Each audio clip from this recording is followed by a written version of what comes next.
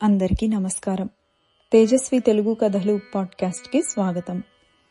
కంచి పరమాచార్య స్వామి వారి మహాత్మ్యాన్ని తెలిపే ఈ అనుభవం పేరు వినాయకుడు కళ్ళు తెరిచాడు. ఈ అనుభవం స్టోరీస్ ఆఫ్ మహాపెరియవ పరమాచార్య అనే పేజ్ నుంచి స్వీకరించబడినది. చాలా ఏళ్ల క్రితం కంచి పరమాచార్య స్వామి వారు దక్షిణ తమిళనాడు యాత్ర చేస్తున్నారు. తంజావూరు, తిరుచిరాపల్లి, తిరువనైక్కావల్, శ్రీరంగం, దిండిగల్, చోళవండన్ చూసుకొని మధురై వైపుగా ప్రయాణం చేస్తున్నారు. దారిలో దగ్గరలోని గ్రామ ప్రజలు పిల్లా పాపలతో సహా వచ్చి స్వామివారిని దర్శించుకొని ఆశీర్వాదం తీసుకున్నారు. స్వామివారు వారినందరినీ చిరునవ్వుతో ఆశీర్వదించి పండ్లు కలకండ ప్రసాదంగా ఇచ్చి ముందుకు సాగిపోయారు. ఇంకొద్దిసేపట్లో పుణ్యక్షేత్రమైన మధురై చేరుకుంటారు. దారిలోని ఒక గ్రామం వారు మహాస్వామి వారిని పూర్ణకుంభంతో స్వాగతం పలికారు. వారి భక్తికి ఉత్సాహానికి స్వామివారు చాలా ఆనందపడ్డారు. స్వామివారు రోడ్డు పక్కన ఉన్న ఒక మర్రి చెట్టు వేర్లపైన కూర్చోగా ఆ గ్రామ ప్రజలందరూ స్వామివారికి సాష్టాంగం చేయసాగారు. ఆ ఊరి పంచాయితీ పెద్ద స్వామికి సభక్తికంగా సాష్టాంగం చేసి స్వామివారితో, మేము పెరియవను ఒకటి కోరుకుంటున్నాము. పేదవారమైన మేమందరము కలిసి ఇక్కడికి దగ్గరలో ఒక వినాయకుని దేవాలయం కట్టుకున్నాము. మా మీద దయ ఉంచి స్వామివారు దేవాలయంలోకి విచ్చేసి మమ్మల్ని అనుగ్రహించవలసిందిగా మేమందరము ప్రార్థిస్తున్నాము అని వేడుకున్నాడు. పరమాచార్య స్వామివారు ఉత్సాహంగా లేచి, ఎక్కడుంది దేవాలయం అని అడిగారు. ఆ గ్రామ పెద్ద, ఇక్కడే కూతవేటు దూరంలో, మీరు వచ్చి అనుగ్రహించాలి పెరియవా అని చెప్పాడు. స్వామివారు వడివడిగా నడిచి ఆలయం చేరుకున్నారు. మంగళవాద్యాల నడుమ పూర్ణకుంభ స్వాగతంతో స్వామివారు ఆలయంలోనికి వచ్చారు. గర్భగుడిలో 6 అడుగుల వినాయకుడు నిండుగా కూర్చొని ఉన్నాడు. వినాయకుడి విగ్రహం దేదీప్యమానంగా వెలుగొందుతోంది. మహాస్వామివారు కన్నార్పకుండా కొద్దిసేపు ఆ విగ్రహం వంక చూస్తూ, కుంభాభిషేకం పూర్తయిందా అని పంచాయితీ పెద్దను అడిగారు.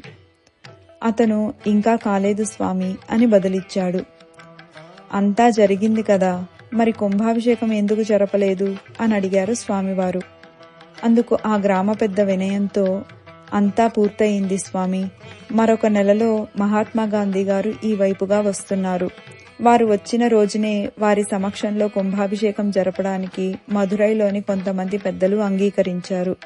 అదే స్వామి కారణం, గాంధీ గారి కోసం వేచి ఉన్నాము అని చెప్పాడు.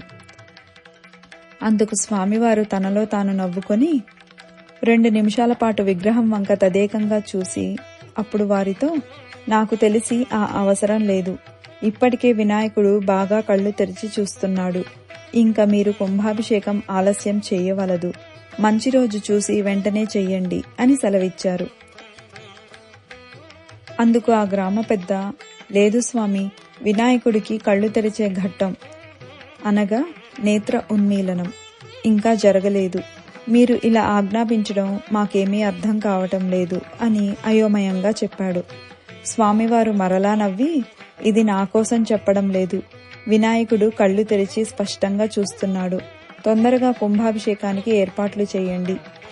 గాంధీగారు వచ్చినప్పుడు మంచిగా దర్శనం చేసుకుంటారు అన్నారు. పంచాయతీ పెద్దకు ఏమి చేయాలో పాలుపోవటం లేదు. వినాయకుని విగ్రహాన్ని చెక్కిన స్థపతికి కబురు చేశారు. అతను రాగానే స్వామివారు చెప్పినదంతా విన్నవించారు.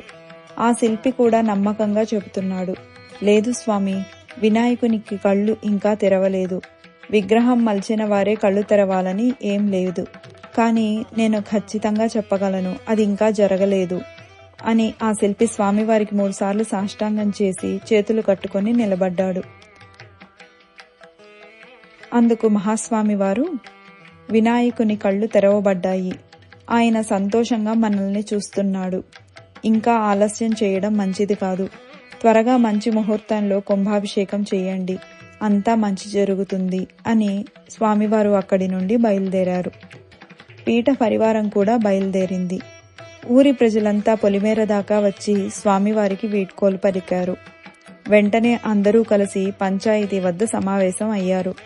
స్వామివారి మాటల గురించి చర్చించుకోసాగారు. కొద్దిగా పెద్దవాడైన ఆ శిల్పి ఇలా అన్నాడు. స్వామివారికి ఉన్న దూరదృష్టి వల్ల ఏమి జరిగిందో వారికి ఖచ్చితంగా తెలుసు. కానీ నేను మాత్రం ఆ కళ్ళను తెరవలేదు. మరి స్వామివారు ఎందుకు అలా చెప్పారో అర్థం కావటం లేదు.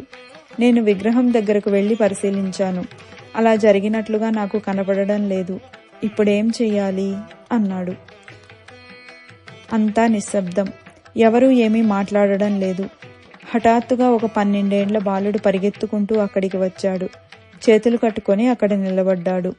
ఆ గ్రామ పెద్ద ప్రేమతో, ఎందుకలా పరిగెత్తుకు వచ్చావు, ఏమిటి సంగతి అని అడిగాడు. ఆ పిల్లవాడు ఆయనతో, అయ్యా, ఆ దేవాలయ వినాయక విగ్రహం గురించి నాకు ఒక విషయం తెలుసు, ఇక్కడ చెప్పవచ్చా అని అడిగాడు. గ్రామ పెద్ద ఆసక్తిగా, నీకేం తెలుసు, చెప్పు బాబు అన్నాడు. అందరూ ఆ పిల్లాడి వంకే చూస్తున్నారు. అప్పుడు ఆ పిల్లవాడు, అయ్యా, నేను ఈ విగ్రహం గురించి చెప్తున్నది నిజం. ఆ స్వామివారు చెప్పినట్లుగానే వినాయకునికి కళ్ళు తెరవటం నిజం. అదెలా అంటారేమో, అది 10 రోజుల క్రితం ఒక మధ్యాహ్నం అప్పుడు విగ్రహం చెక్కిన ఈ తాతగారి మనవడు నేను స్నేహితులం. వాడేం చేశాడో తెలుసా? వినాయకుడికి కళ్ళు తెరవడానికి పెట్టిన ఉలి సుత్తి తీసుకొని గుడికి వచ్చాడు. హే, ఇది చూడండి, మా తాతయ్య ఇలాగే విగ్రహాల కళ్ళు తెరుస్తాడు అంటూ వినాయకుని కళ్ళు తెరుస్తున్నాడు. మేమందరము అప్పుడు, ఓ వినాయక కళ్ళు తెరువు, ఓ వినాయక కళ్ళు తెరువు అంటూ పాడుకుంటున్నాము. అంతా ముగించిన తర్వాత వినాయకుడు కళ్ళు తెరిచాడు అని మేమంతా చిందులు వేశాము. ఈ విషయం ఊళ్ళో ఇంకెవరికీ తెలియదు. మేము కూడా ఈ విషయం ఎక్కడా చెప్పలేదు. ఇదే జరిగింది, మమ్మల్ని క్షమించండి అని చెప్పాడు. అక్కడ కూర్చున్న వారందరూ ఆశ్చర్యపోయారు. గ్రామ పెద్ద కళ్ళల్లో నీళ్లు తిరిగాయి. మహాస్వామి వారి గొప్పతనం తలుచుకొని ఊరంతా పరవశించిపోయారు. ఆ శిల్పి మనవడి వయస్సు 8 ఏళ్లు. అతన్ని పిలుచుకొని వచ్చి వారు విచారించారు. అతను వినాయకునికి కళ్ళు తెరిచినట్లు ఒప్పుకున్నాడు. వెంటనే అందరూ దేవాలయానికి పరిగెత్తి వినాయకుడికి సాష్టాంగం చేశారు. స్థపతి భూతద్దం సహాయంతో కళ్లను పరిశీలించాడు. నేత్రోన్మీలం జరిగిన విధానం విని అందరూ పులకించిపోయారు. పరమాచార్య స్వామి వారు వెళ్లిన వైపుకు మొత్తం ఊరంతా పరిగెత్తారు. మరొక గ్రామ సరిహద్దులో స్వామివారు పెద్ద మర్రి చెట్టు కింద విశ్రాంతి తీసుకుంటున్నారు. అందరూ పరిగెత్తుకుని వెళ్లి స్వామివారి పాదాలపై పడ్డారు. గ్రామ పెద్ద, శిల్పి ఏడవడం మొదలుపెట్టారు. ఆ పరబ్రహ్మం వీరి వంక చూసి నవ్వుతూ, ఇప్పుడు విచారణ చేసి నిర్ధారించుకున్నారా వినాయకునికి కళ్ళు తెరవబడ్డాయని? వెళ్ళండి, వెళ్లి త్వరగా కుంభాభిషేకం జరపండి. ఈ ప్రాంతమంతా సుభిక్షంగా ఉంటుంది అని అన్నారు. ఆ నడయాడే దేవుడు చెయ్యెత్తి వీరందరినీ ఆశీర్వదించారు. అపార కరుణా సింధుం జ్ఞానదం శాంతరూపిణం శ్రీ చంద్రశేఖర గురుం ప్రణమామి ముదాన్వహం. స్వస్తి.